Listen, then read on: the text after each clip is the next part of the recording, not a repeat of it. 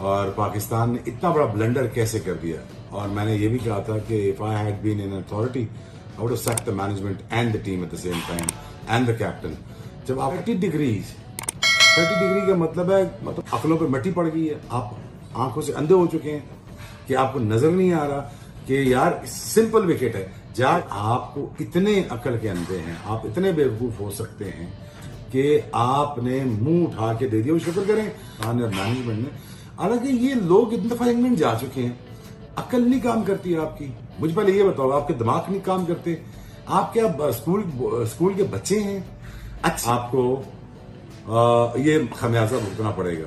اور خمیازہ کیوں بھگتنا پڑے گا؟ صرف ایک بیوقوفی کی وجہ سے. حالانکہ آپ کو اچھا بھلا وکٹ مل گیا تھا, ٹیم مل گئی تھی, آپ کو جگہ مل گئی تھی, وکٹ مل گیا تھا کہ آپ جا کے آرام سے جا کے ٹاس جیت کر انوائٹ کرنا. السلام علیکم معزز ناظرین, یہاں پر بات کریں گے پاکستان کرکٹ ٹیم کے fast bowler Shoaib Akhtar Pakistani team پر برس پڑے, خاص طور پر بابر اعظم پر شدید فرس پڑے. شعیب اختر ایک بار پھر شدید غصے میں آ گئے. انڈیا سے شکست کھانے کے بعد شعیب اختر پاکستانی ٹیم پر برس پڑے. شعیب اختر نے پاکستانی ٹیم کے بارے میں کیا کہا, مکمل ڈیٹیل آپ لوگوں کے ساتھ اس ویڈیو میں شیئر کرنے والا ہوں. اگر اب تک آپ لوگوں نے چینل کو سبسکرائب نہیں کیا ہوا تو چینل کو بھی سبسکرائب کریں اور ساتھ میں گھنٹی کو ضرور دبائیے.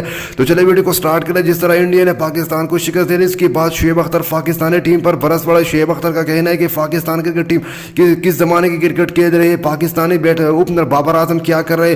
بابر اعظم کو سمجھ نہیں آ رہا کہ کون طرح کرکٹ شاٹیں کھیل رہی ہے.